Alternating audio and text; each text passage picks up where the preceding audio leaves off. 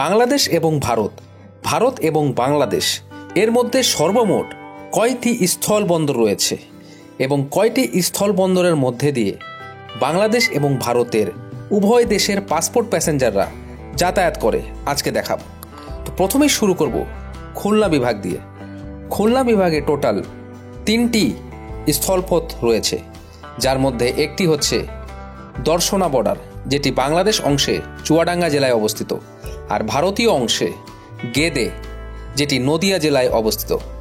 এরপর রয়েছে বেনাপোল, যেটি বাংলাদেশ অংশে যশোর জেলায় অবস্থিত। তারপর ভারতীয় সাইডে হচ্ছে হরিদাসপুর, যেটি উত্তর 24 পরগনায় অবস্থিত। এরপর সাতক্ষীরা জেলায় রয়েছে ভোমরা বর্ডার।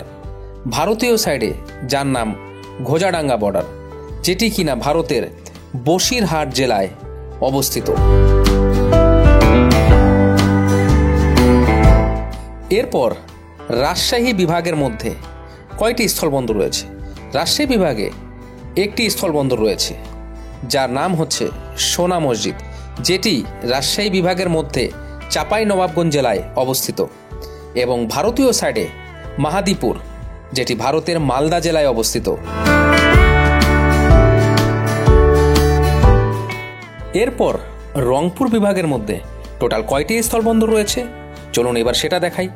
রংপুর বিভাগে টোটাল 6টির মতো স্থলবন্দর রয়েছে, যার প্রথমটি হচ্ছে হিলি, হাকিমপুর দিনাজপুর জেলায় অবস্থিত, এবং ভারতীয় সাইডেও নাম হচ্ছে হিলি, যেটি দক্ষিণ দিনাজপুর রায়গঞ্জে অবস্থিত। এবং 2 নম্বরে হচ্ছে বিরল, যেটিও বাংলাদেশের দিনাজপুর জেলায় অবস্থিত। এবং 3 নম্বরে রয়েছে বাংলাবান্ধা, যেটা তেঁতুলিয়া পঞ্চগড় জেলায় অবস্থিত। ভারতীয় সাইডে ফুলবাড়ি, জলপাইগুড়ি শিলিগুড়ি জেলায় অবস্থিত। এবং 4 নম্বরে হচ্ছে বুড়িমারি, যেটি পাটগ্রাম লালমনিরহাট জেলায় অবস্থিত। এবং ভারতীয় সাইডে চ্যাংড়াবান্ধা মেঘলাগঞ্জ জেলায় অবস্থিত। এবং 5 নম্বরে হচ্ছে চিলাহাটি, যেটি ডোমার নীলফামারী জেলায় অবস্থিত। এবং ভারতীয় সাইডে হলদিবাড়ি, যেটি কুচবিহার জেলায় অবস্থিত। এবং 6 নম্বরে হচ্ছে সোনাহাট ভোরঙ্গমারি কুড়িগ্রাম জেলায় অবস্থিত। এবং ভারতীয় সাইডে সোনাহাট ধুবড়ি আসাম রাজ্যে অবস্থিত। বর্তমানে এই বর্ডারগুলি দিয়ে পাসপোর্টধারী যাত্রীরা যাতায়াত করতে পারছেন কিনা তা অবশ্যই আপডেট খবর নিয়ে যাবেন।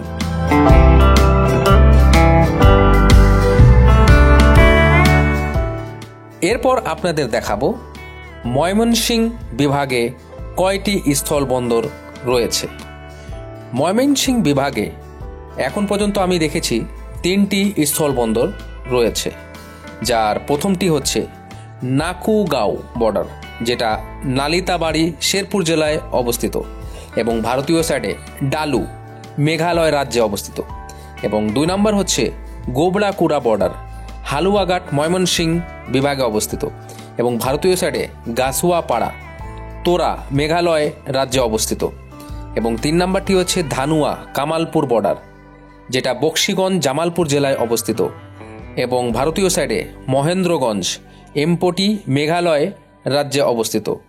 এই বর্ডারগুলি দিয়ে বর্তমানে পাসপোর্ট যাত্রী প্যাসেঞ্জাররা যাতায়াত করতে পারছেন কিনা তা অবশ্যই লেটেস্ট খবরাখবর আপডেট নিয়েই আপনারা যাতায়াত করবেন। এরপর আপনাদের দেখাবো সিলেট বিভাগের মধ্যে টোটাল কয়টি বাংলাদেশ এবং ভারতের মধ্যে স্থলপথ রয়েছে। সিলেট বিভাগে সর্বমোট 3টি স্থলপথ রয়েছে, যার মধ্যে প্রথমটি হচ্ছে তামাবিল গোয়াইনঘাট সিলেট জেলায় অবস্থিত, এবং ভারতীয় সাইডে ডাউকি শ্রীলং মেঘালয় রাজ্যে অবস্থিত। এবং 2 নম্বরটি হচ্ছে শিউলা বিরিয়ানিবাজার, যেটি সিলেট জেলায় অবস্থিত, এবং ভারতীয় সাইডে সুতারকান্দি করিমগঞ্জ আসাম রাজ্যে অবস্থিত। এবং 3 নম্বরটি হচ্ছে বেল্লা চুনারঘাট বর্ডার, যেটি হবিগঞ্জ জেলায় অবস্থিত, এবং ভারতীয় সাইডে পাহাড়মোড়া খোড়াই ভারতের ত্রিপুরা রাজ্যে অবস্থিত। এই কয়টি বর্ডার দিয়ে বাংলাদেশ এবং ভারতের পাসপোর্ট প্যাসেঞ্জাররা যাতায়াত করতে পারছেন কিনা তা অবশ্যই আপডেট খবর নিয়ে যাবেন। এরপর আপনাদের দেখাবো চিটাগাং বিভাগে সর্বমোট কয়টি বর্ডার রয়েছে। চিটাগাং বিভাগে আমার জানা মতে 5টি বর্ডার রয়েছে, যার মধ্যে প্রথমটির নাম হচ্ছে বিবির বাজার বর্ডার, যেটি সদর উপজেলা কুমিল্লা জেলায় অবস্থিত এবং ভারতীয় সাইডে সীমান্তপুর সোনামুড়া ত্রিপুরা আগরতলা রাজ্যে অবস্থিত। এবং 2 নম্বরটি হচ্ছে আখাউড়া ব্রাহ্মণবাড়িয়া জেলায় অবস্থিত এবং ভারতীয় সাইডে আগরতলা ত্রিপুরা। বরকল বর্ডার, যেটা রাঙ্গামাটি জেলায় অবস্থিত এবং ভারতীয় সাইডে ডিমাগরি মিজোরাম ইন্ডিয়া মিজোরাম রাজ্যে অবস্থিত। এরপর রামগড় বর্ডার, যেটি খাগড়াছড়ি জেলায় অবস্থিত এবং ভারতীয় সাইডে সাবরুম ত্রিপুরা রাজ্যে অবস্থিত। এরপর বেলনি পরশুরাম ফেনী জেলায় অবস্থিত এবং ভারতীয় সাইডে বেলোনিয়া ত্রিপুরা রাজ্যে অবস্থিত। বর্তমানে এই কয়টি বর্ডার দিয়ে বাংলাদেশ এবং ভারতের মধ্যে পাসপোর্টধারী যাত্রীরা যাতায়াত করতে পারছেন কিনা তা আপনারা আপডেট খবর নিয়েই যাতায়াত করবেন, তা না হলে আপনারা বিড়ম্বনায় পড়তে পারেন।